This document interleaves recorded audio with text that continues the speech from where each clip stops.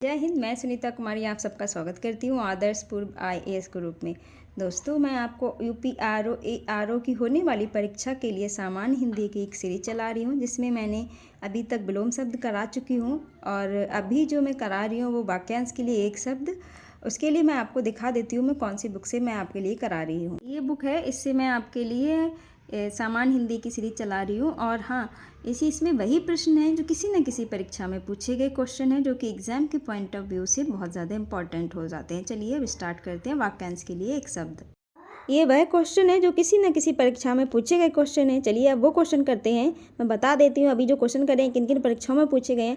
UPSSC, UP TET, super TET, C TET, other TET, UP TGT, UP PGT, KVS, TGT, PGT, KVS, TGT, PGT, BEd, LLB, UP diet lecture, UP police constable, UK PCS, UK SSC, MP, SI Bihar constable आदि आयोगों द्वारा आयोजित की गई परीक्षा में पूछे गए क्वेश्चन हैं।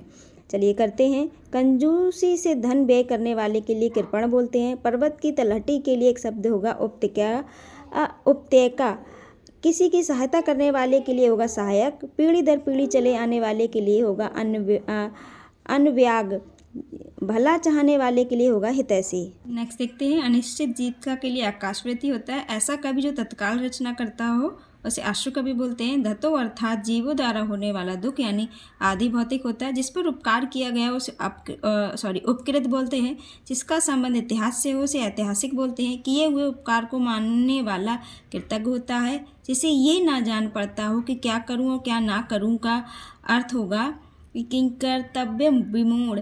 चंद्रमा तथा ब्राह्मण के लिए एक शब्द है द्विज। जो काम करना कठिन हो उसके लिए होता है एक शब्द दुष्कर। जो कठिनाई से मिलता है उसके लिए एक शब्द होता है दुर्लभ। वन में लगने वाले आग को दवाग्नि बोलते हैं। बलिदान की भावना से के प्रेरक होते हैं जो बलिदान की भावना के प्रेरक होते हैं उसे बोलते हैं देशभक्त। जो देखने के योग्य हो उसके लिए होता है दर्शनीय। शक्तिशाली, दयालु, शांत, धीर और योद्धा नायक के लिए होता है धीरोदात्त। अभी अभी जन्म लेने वाला को लिए नवजात बोलते हैं। जो आमिष नहीं खाता है यानी आमिष मतलब मांस नहीं खाता उसे निरामिष बोलते हैं। नगर में रहने वाले के लिए नागर बोलते हैं। जिसका कोई आकार ना हो उसे निराकार बोलते हैं। जो पर्वत पर रहने वाला हो उसे पर्वतीय बोलते हैं। पीने की इच्छा के लिए पिपासा बोलते हैं। एक बार कही बात को दोहराते रहना को लिपिष्ट पेषण बोलते हैं। कठोर परिश्रम का परिणाम आंखों के सामने था। रेखांकित अंश के लिए एक शब्द बताइए। इसके लिए होगा प्रत्यक्ष। जो किसी बात या उक्ति को तुरंत सोच ले उसे प्रत्युत्पन्नमति बोलते हैं। जो शब्दांश किसी शब्द के अंत में जुड़कर नया शब्द बनाते हैं उसे कहते हैं प्रत्यय।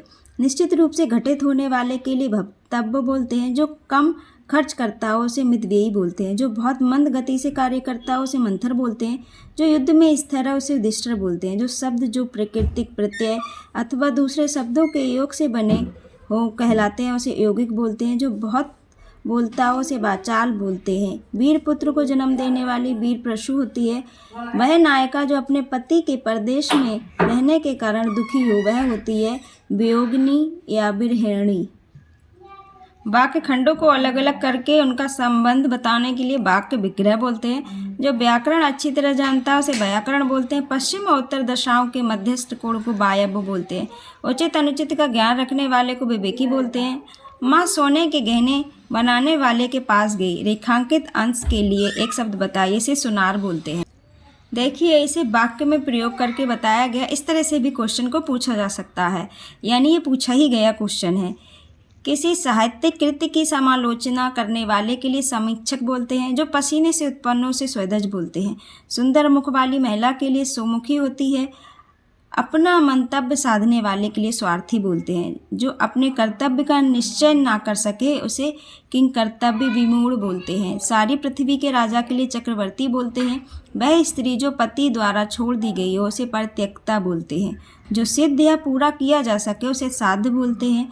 जो दोहराया ना गया हो उसे अनावर्त बोलते हैं। लौटकर आया हुआ को प्रत्यागत बोलते हैं।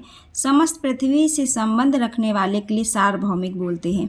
जिसे तत्काल उचित उत्तर या उपाय सूझ जाए उसे प्रत्युत्पन्नमति बोलते हैं। किसी शुभ कार्य को विधान किसी शुभ कार्य को विधि विधान और श्रद्धा पूर्वक करने को अनुष्ठान बोलते हैं। जो मर रहा हो उसे मुमूर्षु बोलते हैं। जो कम खर्च करने वाला है उसे मितव्ययी बोलते हैं। चलिए अब नीचे देखते हैं। हाथी हाँकने का छोटा भाला के लिए अंकुश बोलते हैं। जो कहा ना जा सके उसे अकथनीय बोलते हैं। जिसे क्षमा ना किया जा सके उसे अक्षम बोलते हैं। जिस स्थान पर कोई ना जा सके उसे अगम्य बोलते हैं। जो कभी बूढ़ा ना हो उसे अजर बोलते हैं। जो जीता ना जा सके उसे अजेय बोलते हैं। जिसके समान कोई ना हो उसे अद्वितीय बोलते हैं। हृदय की बातें जानने वाले के लिए अंतर्यामी बोलते हैं। पृथ्वी, ग्रहों और तारों आदि का स्थान के लिए अंतरिक्ष बोलते हैं। दोपहर बाद का समय के लिए अपराह्न बोलते हैं। जिस पर मुकदमा चल रहा हो, अपराध करने का आरोप है, अभियोग लगाया गया हो, उसे अभियुक्त बोलते हैं। जो पहले कभी नहीं हुआ उसे अभूतपूर्व बोलते हैं। फेंक कर चलाया जाने वाला हथियार के लिए होता है अस्त्र। जिसकी गिनती ना हो सके उसे अगणित या अगणनीय बोलते हैं। जिसके आने की तिथि निश्चित ना हो उसे अतिथि बोलते हैं। कमर के नीचे पहने वाला वस्त्र अधोवस्त्र होता है। जिसका भाषा द्वारा वर्णन असंभव हो उसे अनिर्वचनीय बोलते हैं। सबसे आगे रहने वाले के लिए अग्रणी होता है। जो बाद में जन्मा हो उसे अनुज बोलते हैं। जिसका पता ना हो उसे अज्ञात बोलते हैं। अंडे से जन्म लेने वाले को अंडज बोलते हैं। जो छूने योग्य ना हो उसे अछूत बोलते हैं। जो अपने स्थान या स्थिति से अलग ना किया जा सके उसे अच्युत बोलते हैं। जो अपनी बात से टले नहीं उसके लिए अटल एक शब्द होता है। जिस पुस्तक में 8 अध्याय हो वो अष्टाध्यायी होता है। बरसात बिल्कुल ना हो उसे अनावृष्टि बोलते हैं। बहुत कम बरसात होने के लिए अल्पवृष्टि बोलते हैं। इंद्रियों की पहुँच से बाहर के लिए अतीन्द्रिय या इंद्रियातीत बोलते हैं। जो बीत गया हो उसे अतीत बोलते हैं। जिसकी गहराई का पता न लगा सके उसे अतः बोलते हैं। जो आज तक से संबंध रखता है उसे अद्यतन बोलते हैं। जिस पर किसी ने अधिकार कर लिया हो उसे अधिकृत बोलते हैं। वह सूचना जो सरकार की ओर से जारी हो उसे अधिसूचना बोलते हैं।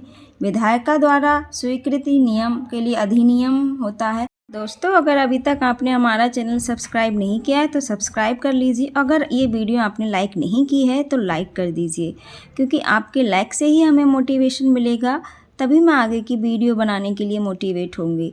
चलिए अब नेक्स्ट करते हैं। अविवाहिता महिला के लिए अन्योड़ा एक शब्द होगा। वह स्त्री जिसके पति ने दूसरी शादी कर ली है उसे अध्योड़ा बोलते हैं। दूसरे की विवाहिक स्त्री को अन्योड़ा बोलते हैं। पहाड़ के ऊपर की समतल जमीन के लिए अध्येतिका बोलते हैं। जिसके हस्ताक्षर नीचे अंकित हैं उसे अधो हस्ताक्षरकर्ता बोलते हैं। किसी संप्रदाय का समर्थन करने वाले के लिए अनुयायी बोलते हैं। किसी प्रस्ताव का समर्थन करने की प्रक्रिया को अनुमोदन बोलते हैं। जिसका जन्म निम्न वर्ण में हुआ हो उसे अंत्यज बोलते हैं। परंपरा से चली आ रही कथा को अनुश्रुति बोलते हैं। संपूर्ण जीवन से संबंध सर्गबद्ध काव्य के लिए महाकाव्य होगा। जीवन के एक अंश से संबंधित काव्य के लिए खंड काव्य बोलते हैं। स्वयं के द्वारा लिखित जीवन चरित्र के लिए संस्मरण बोलते हैं। दूसरे के द्वारा लिखित जीवन चरित्र के लिए जीवनी बोलते हैं। अपने जीवन का स्वयं लिखित वृत्तांत के लिए आत्मकथा बोलते हैं। दोस्तों, ये क्वेश्चन आपके होने वाले किसी भी एग्ज़ाम के लिए जिसमें सामान्य हिंदी पूछी जाती है, वाक्यांश के लिए एक शब्द, उसमें बहुत ज़्यादा लाभकारी सिद्ध होंगे। नेक्स्ट देखते हैं। जिसकी उपासना की जाती है उसे उपास्य बोलते हैं। जो उपासना करता है उसे उपासक बोलते हैं। विष्णु के उपासक को वैष्णव बोलते हैं। शिव के उपासक को शैव बोलते हैं। शक्ति या देवी के उपासक को शाक्त बोलते हैं। सरस्वती के उपासक को शाश्वत बोलते हैं। जिसका कोई दूसरा उपाय ना हो उसे अन्योन्य उपाय बोलते हैं। वह भाई जो अन्न माता से उत्पन्न हुआ हो उसे अन्योदर बोलते हैं। पलक को बिना झपकाए के लिए एक शब्द होगा अनिमेष या निर्निमेष। जो बुलाया ना गया हो उसके लिए अनाहुत होता है। जो ढका हुआ ना हो उसे अनावर्त बोलते हैं। जो दोहराया ना गया हो उसे अनावर्त बोलते हैं। पीछे पीछे चलने वाला, अनुसरण करने वाले के लिए अनुगामी बोलते हैं। महल का वह भाग जहाँ रानियाँ निवास करती हैं उसे अंतःपुर या रनिवास कहते हैं। जिसे किसी बात का पता ना हो उसे अनभिज्ञ या अज्ञ बोलते हैं। जिसका आदर ना किया गया हो उसे अनादर या अनादरत बोलते हैं। जिसका मन कहीं अन्यत्र लगा हो उसे अन्यमनस्क बोलते हैं। जो धन को व्यर्थ ही खर्च करता हो उसे अपव्ययी बोलते हैं। आवश्यकता से अधिक धन का संचय न करना को अपरिग्रह बोलते हैं। जो भोजन रोगी के लिए निषिद्ध है उसे अपद्य बोलते हैं। जिस वस्त्र को पहना ना गया हो उसे अप्रहत बोलते हैं।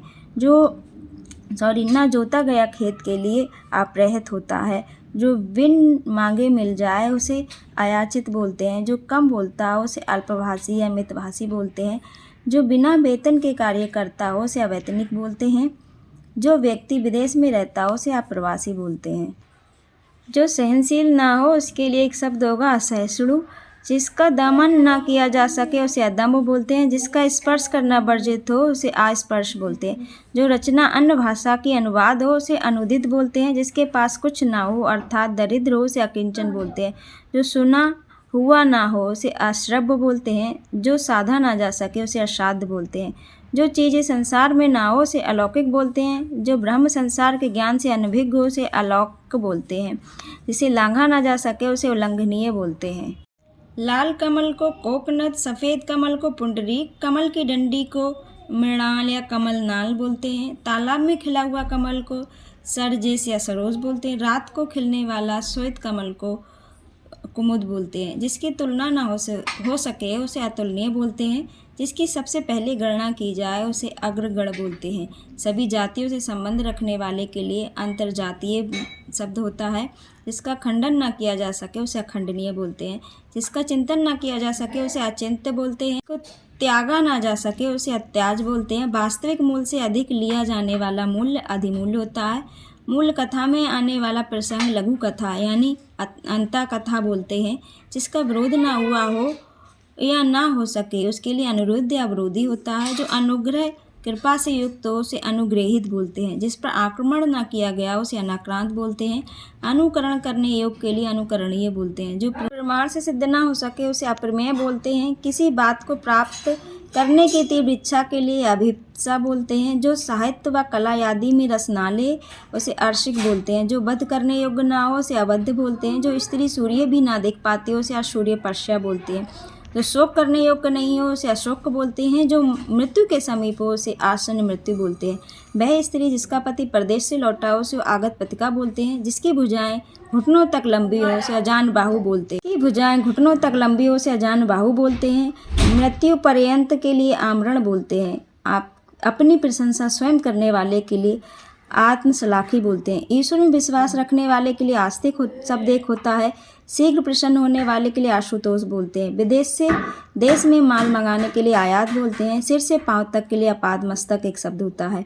प्रारंभ से लेकर अंत तक के लिए आधोपांत बोलते हैं।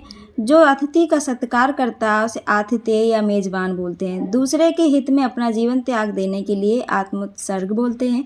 जिस पर हमला किया गया उसे आक्रांत बोलते हैं। दोस्तों आज के लिए बस इतना ही।